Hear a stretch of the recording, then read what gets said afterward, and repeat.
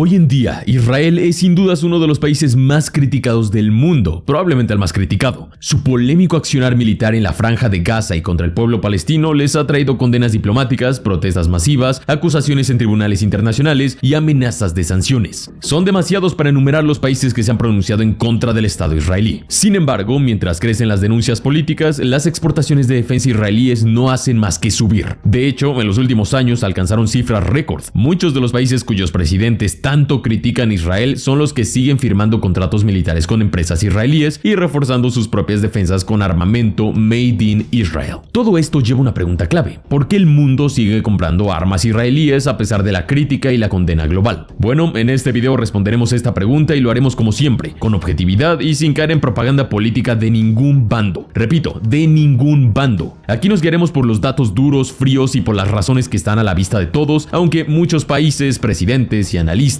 intenten ignorar. Antes de hablar de causas y consecuencias, analicemos los números fríos. Porque hay que aclarar, Israel no es un exportador menor de armamento, es un titán de la defensa. Según datos oficiales del Ministerio de Defensa israelí y organismos internacionales de seguimiento del comercio de armas, Israel se mantiene de forma consistente entre los 10 mayores exportadores de armas y equipo militar moderno del mundo. Bueno, en algunos rubros específicos como defensa antimisiles, drones, sensores y guerra electrónica, ocupa posiciones aún más altas, top 5 incluso. Ya en 2022, las exportaciones de defensa israelíes rondaban los $12.500 millones, un récord histórico. Pero esto no es verdaderamente una sorpresa. En 2022 estalló la guerra entre Rusia y Ucrania, lo que provocó que muchos países, especialmente en Europa, incrementaran de forma acelerada su inversión en defensa, impulsando el gasto en armamento, capacidades militares y toda la cadena de componentes asociados. Al mismo tiempo, todo esto se dio antes del recrudecimiento de la guerra en Gaza con el oscuro 7 de octubre de 2023. La opinión pública todavía no estaba tan en contra del gobierno israelí, y la realidad inevitable es que Israel es uno de los productores armamentísticos más confiables y avanzados del mundo. Ya hablaremos más en detalle de esto en unos minutos. Así que en 2023, el número de las exportaciones de defensa israelíes volvió a subir y superó los $13.000 millones. Nuevamente, este aumento y nuevo récord no fue una sorpresa. La guerra de Ucrania entró en una fase prolongada, dejando en claro que no se trataba de un conflicto corto ni localizado. Occidente y la OTAN aportaron muchísimo armamento para la defensa ucraniana, mientras los países de Europa aceleraron programas de rearme, modernización y reposición de stocks. Sistemas antiaéreos, misiles, radares,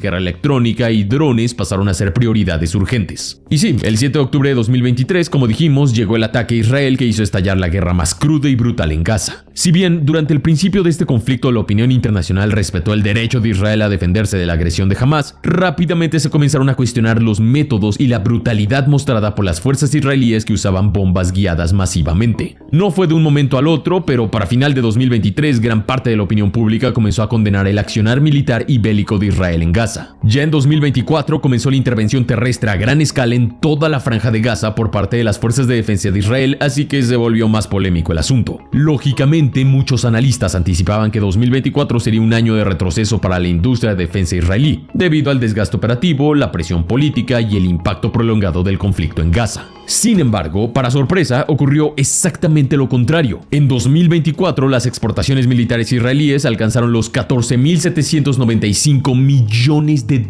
el número más alto de su historia. Un crecimiento significativo incluso mientras las quejas y condenas internacionales contra Israel aumentaron a lo largo del año. Por supuesto, gran parte de esos ingresos responden a contratos firmados antes de la guerra en Gaza. Aún así, otra porción significativa corresponde a nuevos acuerdos cerrados en pleno contexto de guerra y críticas internacionales. Incluso mientras muchos países, principalmente europeos, declaraban que iban a revisar, suspender o congelar sus exportaciones de armas hacia Israel y que replantearían sus relaciones militares por razones políticas y humanitarias. Sin embargo, estos discursos políticos tuvieron un impacto muy limitado. En la práctica y la realidad, la mayoría de estas declaraciones no implicaron una ruptura real de los vínculos militares ni la cancelación masiva de contratos ya firmados. En muchos casos sí, se restringió el envío de armas hacia Israel, pero no se dejó de comprar armamento, componentes o tecnología de la defensa israelí. Se puede argumentar que el objetivo era solamente evitar que esas armas fueran utilizadas en Gaza, pero el hecho concreto es que seguir comprando armas a Israel implica inevitablemente seguir apoyando económicamente a su industria militar y por consiguiente al mismo Israel económicamente hablando. Claramente hay cierta discordancia entre discurso y acciones e incluso una hipocresía muy fuerte. Condena política hacia afuera, continuidad contractual y de importaciones militares hacia adentro. Como podrás ver, el de 2024 no fue un pico aislado para Israel, sino una tendencia fuerte y sostenida. Los números de las exportaciones de defensa israelíes del 2025 todavía no han sido difundidos, pero todo indica que seguirán esta tendencia. En las predicciones más negativas para Israel no sería un nuevo año récord, pero aún así serían números cercanos al 2024 sin grandes diferencias, a pesar del aumento exponencial en las críticas contra Israel y su accionar en Gaza. Ahora, otra pregunta fundamental es, ¿quién compra todo este armamento de Israel? Por supuesto, en esta lista aparece los Estados Unidos, el principal aliado político de Israel, pero a diferencia de lo que mucha gente cree, no es el principal comprador de armamento israelí. Si bien ha comprado sistemas y tecnología militar israelí, especialmente en áreas muy específicas como defensa antimisiles, sensores, drones y electrónica militar con Elbit Systems, lo cierto es que Estados Unidos funciona más como un proveedor de armas para Israel que viceversa. Otro de los principales aliados estratégicos de Israel en este campo es India, que a diferencia de los Estados Unidos, se ha consolidado en los últimos años como uno de los mayores clientes de la industria de defensa israelí. La India ha adquirido drones, misiles antitanque, radares, sistemas de vigilancia y defensa aérea, buscando modernizar rápidamente sus fuerzas armadas frente a China y Pakistán, sobre todo de este último. Y no es el único de la región. Países como Singapur, Corea del Sur, Australia, Filipinas y Vietnam también han comprado o evaluado sistemas israelíes en áreas clave: guerra electrónica, ciberdefensa, drones y misiles. Bueno, Asia representa el 23% de las exportaciones israelíes en 2024. Otro bloque relevante son los países que firmaron los acuerdos de Abraham. Estados como Emiratos Árabes Unidos, Marruecos y Bahrein profundizaron sus vínculos militares con Israel tras la normalización diplomática. En estos casos, las compras de armamento cumplen un doble rol: modernizar capacidades militares y al mismo tiempo sellar alianzas estratégicas regionales frente a amenazas comunes, especialmente de Irán. Estos representaron alrededor del 12% de las exportaciones en 2024. Sin embargo, el principal receptor fue Europa. Aproximadamente 54% del total de las exportaciones israelíes se dirigieron a países europeos. Es decir, más de la mitad del armamento y de los sistemas bélicos que Israel vende en el mundo terminan en fuerzas armadas europeas. Y ahí es donde el discurso político y la realidad del mercado chocan de frente. Mientras los gobiernos europeos multiplicaban comunicados, condenas diplomáticas y llamados a revisar la relación con Israel, sus fuerzas armadas siguieron firmando contratos, recibiendo sistemas y ampliando acuerdos ya existentes. Tal vez el caso más paradigmático es el de Alemania. El gobierno alemán fue uno de los que recibió mayores presiones internas y externas para revisar su relación militar con Israel. Dentro de la propia coalición gobernante surgieron críticas, especialmente desde sectores socialdemócratas y verdes, los cuales cuestionaron el apoyo político y militar a Israel por razones humanitarias y de derecho internacional. En paralelo, organizaciones civiles y parte de la opinión pública alemana exigieron restricciones más duras a la cooperación armamentística. Sin embargo, tras la invasión rusa a Ucrania, Alemania reconoció públicamente que su capacidad de defensa aérea era insuficiente. Como consecuencia, Berlín se convirtió en el mayor comprador individual de armamento israelí en los últimos años, y por consiguiente también de componentes y repuestos. El ejemplo más claro es el sistema antimisiles Arrow 3, una de las columnas vertebrales del futuro escudo aéreo europeo. Desarrollado por la IAI, Israel Aerospace Industries, en conjunto con Estados Unidos, el Arrow 3 está diseñado para interceptar misiles balísticos fuera de la atmósfera, algo crucial en un contexto marcado por Rusia, Irán y la proliferación de armas de largo alcance. Otros países también invirtieron en armamento israelí más allá de las críticas internacionales a lo que ocurre en Gaza. Por ejemplo, Grecia, Finlandia, Países Bajos, República Checa y Rumania avanzaron en la compra de drones, sistemas de vigilancia, radares y tecnología antimisiles de Israel. Entonces, la pregunta es ¿por qué? ¿Por qué contradecir sus propias posiciones humanitarias y diplomáticas para comprar armamento israelí? Bueno, más considerando que Israel no es el único país que vende armamento y sistemas militares y componentes y repuestos. Bueno, hay varios puntos que pueden explicar esta tendencia que lleva a chocar posiciones diplomáticas con decisiones militares. Experiencia operativa, armas probadas. Cuando se le pregunta a la industria de defensa israelí por qué sus sistemas siguen siendo tan demandados, la respuesta suele ser siempre la misma: calidad tecnológica, innovación y precisión.